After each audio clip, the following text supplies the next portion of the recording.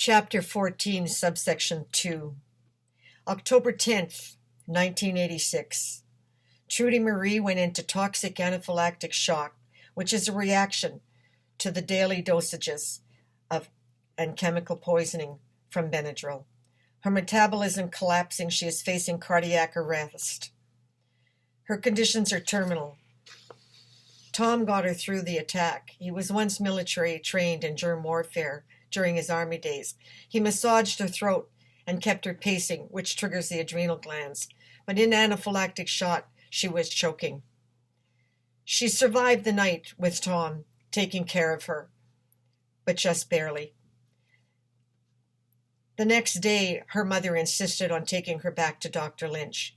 He demands she be rushed to the hospital immediately, claiming he has made special arrangements for a non-toxic environmental unit there for her. Trudy Marie, as dazed and confused, she remembered Victoria claiming that there is no such unit in any hospital anywhere in Canada. They had gone to a Dr. Dean in Toronto to try to get her to a non-toxic such unit in Dallas, Texas. And I believe there was one in Maryland. Yes, all this is flashing through her head, and she's remembering that although Dr. Dean tried to sign for it, she then came under fire by the College of Physicians and Surgeons. And because she tried to help her, Trudy Marie said to her, "Carolyn, get the hell out of Canada, go to New York where you can do some good." Oh yes, that was a whole nother episode. All of this is flashing in her memory. "No," she says to her mother, "no, no, no." Her mother wheeled her in a wheelchair. She can't walk. She can't talk. Dr. Keene is waiting for her. He had been given instructions by Dr. Lynch. She thinks to herself, "Lynch is trying to kill me. He's a homicidal maniac." But the thought's too late. She's catatonic. She was illegally incarcerated, catatonic, into the mental ward. The nurses stripped her of all her belongings, and the Benadryl is withheld cold turkey. She knew from her years of addiction research that cold turkey withdrawal will cause a heart attack. If she died from a heart attack, nothing would show on the coronary report or the overdose of Benadryl in her blood, because 250 milligrams wasn't even considered an overdose. Lynch had pulled off the perfect crime. She had tried begging for help to several people on staff who all knew her well. She'd had a lot of media, local media, nothing really national, but nevertheless, she was well known. She'd done a great deal of work in AA. She'd gone into the jails and institution. The police chief knew who she was. The head of the jail knew who she was.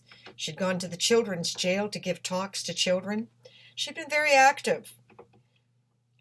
And between Tom and Dan taking turns carrying her in and out of meetings, she kept trying to get well and trying to be useful to society. She tried over and over again, but they strapped her in a wheelchair and she could no longer speak. In her head, she was hearing herself scream, but nothing was coming out of her. And what came out of her sounded like gibberish.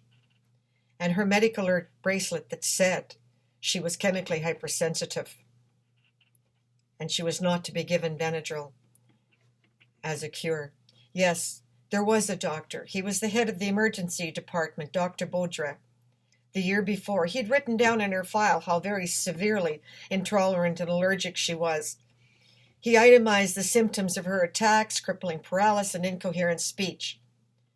Obviously, Lynch had prearranged it so their file would not be pulled, or Keene wouldn't have dared done what he did to her.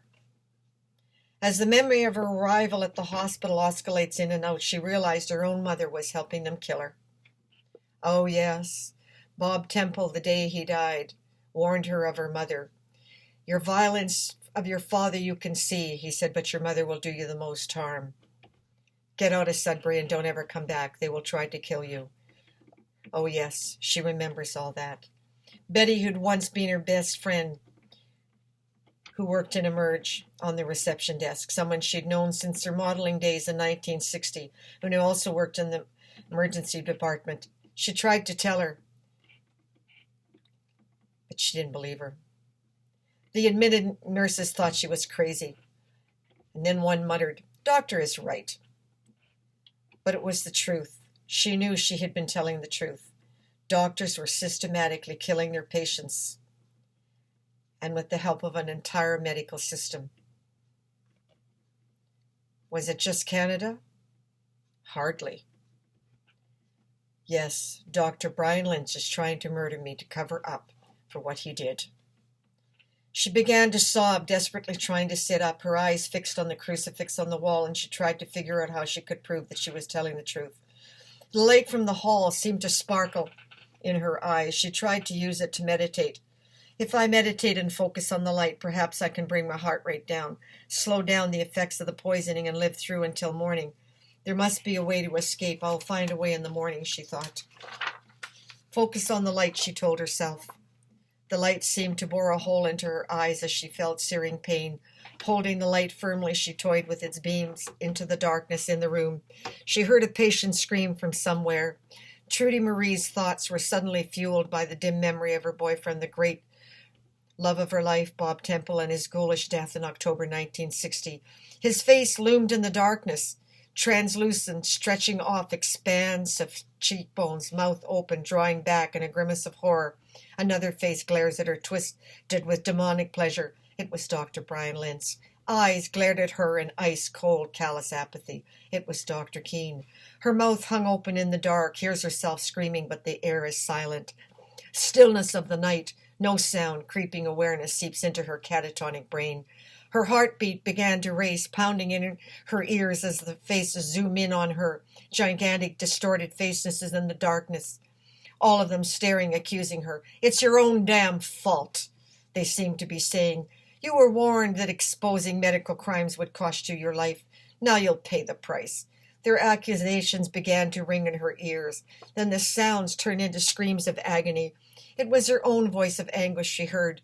Excruciating, mind-boggling pain, slices shooting through inside her brain, down her left arm, through her spine, and straight up into her chest.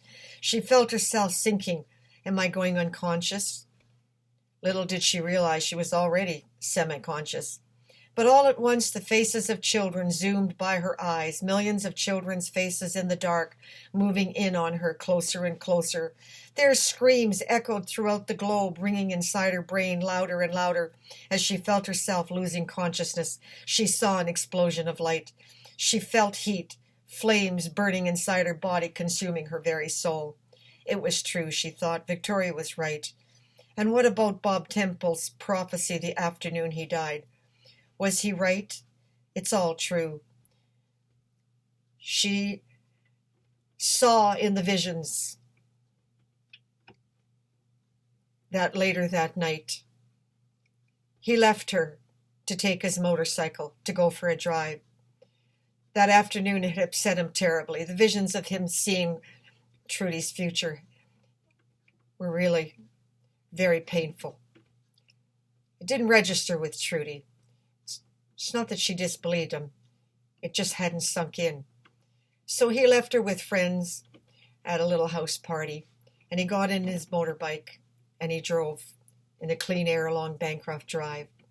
Suddenly, a drunk driver with only one headlight slammed into Bob. He flew in the air, and when the doctors found him, his head had been severed from his body. 40 feet beyond, they found his bleeding head. The image of that stayed with her, and she saw it as she lay there in the dark, incarcerated in this hospital room, Sudbury General Hospital. It's all true.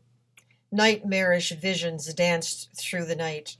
Her spirit seemed to float, disembodied as she traveled inside the bodies of millions of dying children and she saw and felt their agony as if it was her own. She gazed out the window, and through the night she saw the sun's light from the other side of the globe flashing into her eyes. She saw the children of our past, and she saw the children of our future. She saw nearby somewhere. The vision was horrible. The entire community had totally ignored the suffering of their children. She saw a man dressed in white killing female babies, bloodletting a Christian zealot performing a maniacal Last Supper. She saw, "Is this my flesh?" he roared, hanging its tiny feet flailing. She saw her grandfather cut the jugular vein on a calf. It was something she'd witnessed as a child. "Drink, this is my blood." The blood splurted from the child. She watched the mutilated bodies of these sacrificial babies. They were scattered throughout the bushes hidden in northern Ontario wilderness. Had this really happened? Was this real? Or just merely a hallucination? Who will ever know? She remembered wandering as a child through perhaps that very same bush and feeling the spirit of those children. Yes, it's true. She did feel the death as she wandered through the wilderness bushes of children. But she never understood who they were or where they were from. Were they from hundreds and hundreds of years ago, 1,000 years ago, or was it more recent? Their screams pleading for mercy cut deep into her flesh. She heard and felt their pain cutting deep into her heart. As a young woman, she often sat by a small brook, weeping for the slowly dying children, then seeing the human psychotic women in denial claim there was nothing wrong, nothing that they could do, weeping, wailing for themselves. It was not their crime. She saw the drunken men raping now even the boys. Drunk, several of the women raped their sons in a bloody circle of grass nearby, the men raping their daughters. Oh yes, her very dearest best friend, Sandra, had been raped by her father. Perhaps this was part of the visions in which she saw. Some of it was real and some of it was not, or perhaps all of it was. Hundreds of years all mixed into one day. Who knew? Silently, Trudy Marie prayed to focus her meditating, to let her mind fly. Slowly the visions began to rise. It shone, projecting her disembodied spirit far into the sky. A new feeling of pleasant warmth cradles her dying carcass. She feels a profound, loving presence in her heart, and suddenly recognizes your unborn children, decades or centuries, years into the future. They appear to be singing a song of praise to her. The singing children said they were saved from ordinary zealots, or even most humans of today. They sang that her life was not a waste. It is clear the children of the future cared. She had to try to stay alive. The children of the future cared. The vision showed the children dancing, clapping with glee.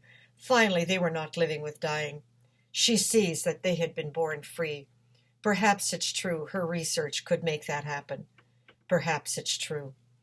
It was but a moment later when another nurse entered her room, who had checked her medical alert bracelet while she was in a trance. This nurse had smuggled in 50 milligrams of Benadryl for Trudy Marie to take, along with her bottled spring water, which they had confiscated upon her arrival.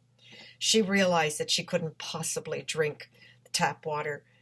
She understood that she had allergies, and she knew that if she didn't do something, Trudy was definitely going to die, and she didn't want to be a party to that. So she lifted her Trudy Marie's head to drink, and she whispered, "You don't belong in this ward. No one has the right to deny you safe, clean water. I could get fired, but Lynch is insane, and I realize he is trying to kill you." Trudy Marie is feeling grateful. She knew that she was far out of danger. Somehow in the morning, she must find a way to escape Sudbury medical maniacal clutches.